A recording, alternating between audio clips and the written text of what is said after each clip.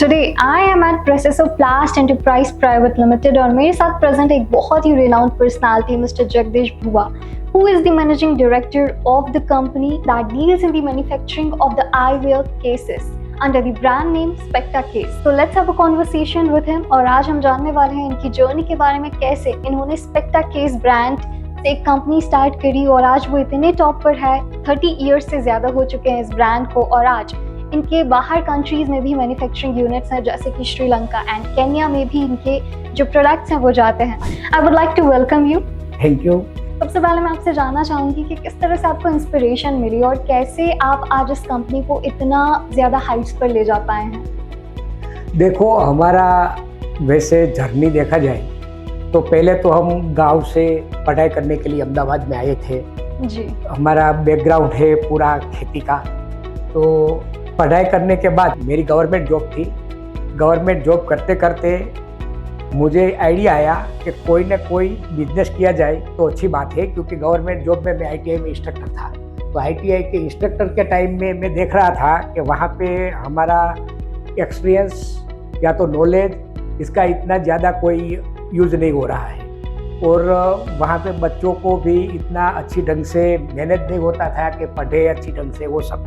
तो मैंने देखा कि ये करने से अच्छा है कि हमारा जितना भी नॉलेज है और हमारे पास जो ताकत है वो लगावे और कोई अच्छा बिजनेस करे तो और बहुत कुछ अच्छा हो सकता है।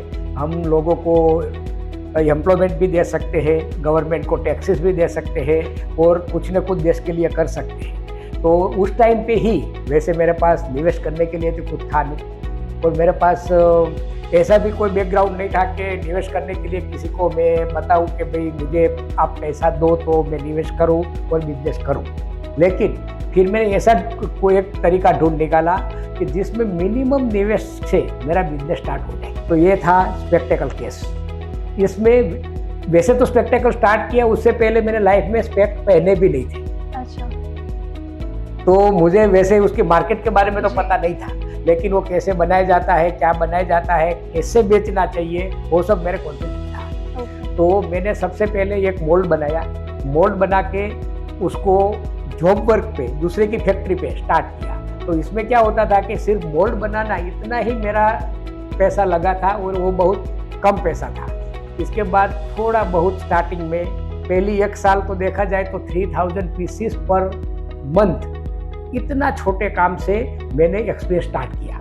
वो हम बनाते थे, मैं ही, मेरे पास एक साइकिल थी उस टाइम पे, यानी कि मैं 93-94 की बात कर रहा हूँ। साइकिल पे ही बड़ौदा में ये सब बेचने के लिए निकलता था। उससे धीरे धीरे मेरा एक्सपीरियंस हुआ और बिना निवेश मैंने धीरे धीरे बिजनेस को स्टार्ट किया, उसमें से धीरे धीरे निवेश करता गया। तो आज 30 साल में हम हर रोज का 1 लाख पीस इंडिया में बना रहे हैं। इसके सिवा हमारे पास श्रीलंका और केन्या 2 जगह पे मैन्युफैक्चरिंग यूनिट है। केन्या से पूरे अफ्रीका में हम दूसरे अलग अलग देशों में एक्सपोर्ट भी करते हैं। इंडिया से भी डायरेक्ट एक्सपोर्ट करते हैं। श्रीलंका में है तो श्रीलंका का यूनिट तो वैसे श्रीलंका लोकल सेल करने के लिए है और श्रीलंका में लोकल सेल करते हैं। इसके सिवा ये भी होने वाला है कि 1 जनवरी 2025 से हमारा सेल्स ऑफिस दुबई में भी हम खोल रहे हैं।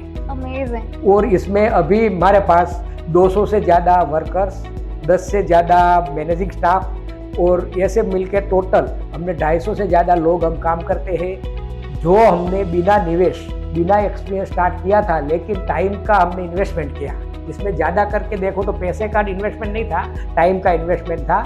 वो टाइम का इन्वेस्टमेंट किया, धीरे धीरे बिजनेस को डेवलप किया, वही बिजनेस में हम आगे बढ़ते गए और आज यहाँ पर हम पहुँचे। बहुत ही खूबसूरत आपका ये जर्नी रही है, मतलब एक छोटी सी शुरुआत से आज उसे इतना टॉप पर ले जाना, ये बहुत बड़ी बात होती है। अच्छा, जैसे आप मैन्युफैक्चरिंग करते हैं स्पेक्टा जो केसेस होते हैं, तो उसके बारे में अगर बात करें तो आप किन चीज़ों का ध्यान रखते हैं? जो डिज़ाइन होता है उसे आप किस तरह से करते हैं? जो डिज़ाइन से पहले देखा जाए तो मुझे थोड़ा ऐसा लगता है कि मैं पहले बता दूं उसका बेसिक चीज़। प्लास्टिक के बारे में आपने बहुत सुना होगा कि प्लास्टिक ये नहीं करना चाहिए, वो नहीं करना चाहिए। तो 100% प्लास्टिक का यूज मिनिमम करना चाहिए। लेकिन वो कौन सी चीज़ है जो डिस्पोजेबल चीज़ है, तो डिस्पोजेबल चीज़ कम करें तो प्लास्टिक से तकलीफ कम पड़ती है। हम क्या करते हैं कि जैसे कचरा होता है, यानी कि प्लास्टिक के जो सुबह में छूटने के लिए लोग निकलते हैं, वो कचरा को जहाँ पे एक जगह पे इकट्ठा होता है उसमें से सॉर्टिंग होता है, वो सॉर्टिंग किया हुआ कचरे को उठाते हैं। वो कचरे को उठाते हैं, यानी कि हमें इसमें संतोष है कि हम देश से, यानी कि पृथ्वी से कोई कचरा कम कर रहे हैं प्लास्टिक का।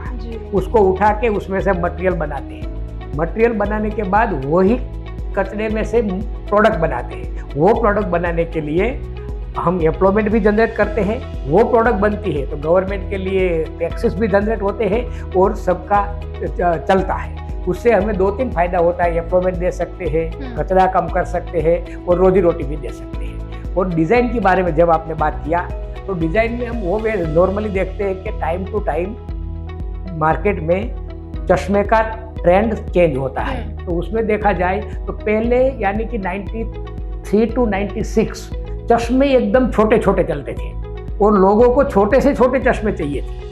तो उस टाइम का हमें डिज़ाइन करना पड़ता है, वो चश्मे रखने के लिए प्रोडक्ट बनानी पड़ती है, ऐसा सब होता है। आज चश्मे बड़ी से बड़े चलने लगे हैं, उसको सबसे बड़े से बड़े ज़्यादा कर्वेचर वाले चल रहे हैं। तो उसके कारण हमें वो टाइप की डिज़ाइन बनानी पड़ती है और उस टाइप का करना पड़ता है। वैसे देखा जाए तो चश्मा वो फैशन आर्टिकल भी बोल सकते हैं और एक ज्वेलरी जैसा भी आप बोल सकते हैं। उसके कारण चश्मे का संभाल लेना ये बहुत इम्पोर्टेंट हो जाता है। तो वो इम्पोर्टेंट होने के कारण हम बहुत किफ़ायती रेट पे अच्छा से अच्छा प्रोडक्ट डेवलप करते हैं। हमने ये प्रोडक्ट के हम पायोनियर भी है और लीडर भी है। पायोनियर रहे हैं और लीडर भी रहे हैं और आज भी लीडिंग कर रहे हैं। मार्केट में हर साल कोई ना कोई नई टेक्निक्स हम इंट्रोड्यूस करते हैं, कोई नई डिज़ाइन इंट्रोड्यूस करते हैं। ये इंट्रोड्यूस करके हम बाज़ार में आज बहुत अच्छे स्टैंड पे खड़े हैं और हमारी स्पेक्टाकेस जो हमारी प्रोडक्ट है, हमारी ब्रांड है, वो आज पूरे इंडिया में चश्मे को जानने वाले छोटे से छोटे व्यापारी ये ब्रांड को बहुत अच्छी तरह से पहचानते हैं। जी हाँ, बिल्कुल। और अगर बात करें तो इतने बेस लेवल से इतने टॉप लेवल पर ले जाने में काफ़ी सारे चैलेंजेस भी आते हैं। तो क्या ऐसे चैलेंजेस थे जो आपने फेस करे इस कंपनी को एस्टेब्लिश करने के लिए? वैसे तो हमारा निवेश कोई नहीं था, तो आप समझ सकते हैं कि पहली चैलेंज क्या होगी। जी। तो हमें फाइनेंस, शुरुआत में तो फाइनेंस की कोई ना कोई व्यवस्था करना, फाइनेंस मैनेजमेंट करना सबसे बड़ी चैलेंज जो स्टार्टिंग पोजीशन में थी। Starting position in the sense हमारा स्टार्टिंग पोजीशन था 92 to 95। उस टाइम पे हमारे पास कुछ था नहीं, तो सब फ्रेंड्स या कोई छोटे बड़े पैसा फाइनेंस करने वाले, क्योंकि हमारे पास इतना टर्नओवर नहीं था कि कोई बैंक आके हमें पैसा दे, तो इस टाइप से छोटी छोटी करके हमने फाइनेंस का व्यवस्था किया था। और जैसे कि बात करें डीएनवी के बारे में, सो डीएनवी बिजनेस कंसल्टिंग से जुड़कर आपको कैसा लग रहा है? वैसे देखा जाए तो मैनेजमेंट का जो पॉइंट होता है, इतने छोटे बिजनेस में हमारे पास हमें समझ में भी नहीं था कि मैनेजमेंट क्या होता है। वैसे तो देखा जाए तो हम बैठे हैं, सबको पता है कि यह काम आपको करना है, यह काम आपको करना होता है, लेकिन जो टेक्निकली मैनेजमेंट जो होता है, क्योंकि मैं तो क्वालिफाइड इंजीनियर हूँ, तो मैनेजमेंट के सब्जेक्ट में मुझे इतना नॉलेज नहीं था, लेकिन थोड़ा समझ पड़ता था कि कैसे किया जाना चाहिए और कैसे करना चाहिए, इसलिए हमारा बिजनेस चल रहा था। लेकिन डीएनबी का समझाया कि हम आपको मैनेजमेंट ऐसे ऐसे करके देंगे, तो मुझे इंटरेस्ट पड़ा कि ये भी क्या होता है, तो क्या करना चाहिए। तो फिर मैंने बुलाया कि भाई हमें मिलो और आप हमें इसमें इंटरेस्ट है। जब बुलाया तभी तो इतना हमें लगता नहीं था कि उससे हम ऐसा कुछ करेंगे या ये करने से हमें कोई फ़ायदा है, इतना मेरे पास था नहीं उस टाइम पे। लेकिन उसके बाद जब हम उसके जोड़े और आगे बढ़े, 1-2 मीटिंग हुई और हमें समझाया गया कि आप कंसल्टिंग लोगे तो आपको क्या क्या फ़ायदा करेंगे, आपको कौन कौन से क्षेत्र में, यानी कि 5 years पोजीशन है कि सेफ्टी होती है, सफाई होती है, और इसके सिवा सब चीज़ें अपनी अपनी जगह पे रखना होता है, अपने काम में ध्यान देना होता है, कंपनी के रूल्स रेगुलेशन जानने होते हैं। ये सब चीज़ें वैसे देखा जाए तो ट्रेडिशनली सबको मालूम है, लेकिन उसको कैसे एस्टैब्लिशमेंट किया जाए वो मैं समझ नहीं थी। लेकिन डीएनबी के साथ जुड़ने के बाद हमें उसमें पूरा ऑर्गेनाइज्ड वे से हम सब समझे, हमारे वहाँ एस्टैब्लिशमेंट हुआ और आज हम जो 250 लोग काम कर रहे हैं वो थोड़ा ऐसा भी फील कर रहे हैं कि हमारी कंपनी वैसे कॉरपोरेट हाउस है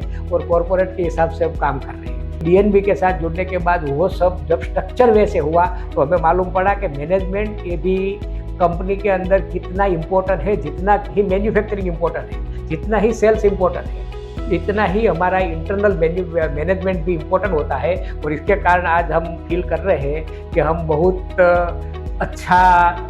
अच्छी ढंग से सब हमारा काम कर रहे हैं। वो काम करने के बाद हमें रिपोर्ट्स मिलता है, रिपोर्ट मिलने के बाद हम डेटा जनरेट करके उसका एनालिसिस कर सकते हैं और वो एनालिसिस के कारण हम अच्छा निर्णय बहुत इजीली ले सकते हैं।